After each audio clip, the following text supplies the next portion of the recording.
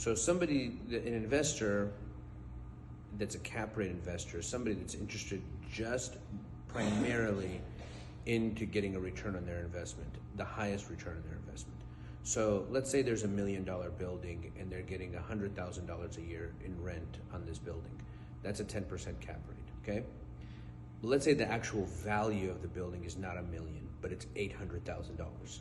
So this investor is buying more cash flow than building.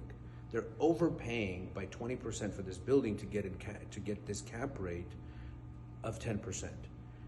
And sometimes those type of investors are taking a high risk, but they're also getting this high rent, or high rate of return. The reason it's a high risk is because if that tenant fails and falls apart and you have to repurpose that building now for another tenant, you may not be able to get that type of rent or return for that same type of building. You may have to now get 20% less because you're paid for the building 20% more than what it's really worth.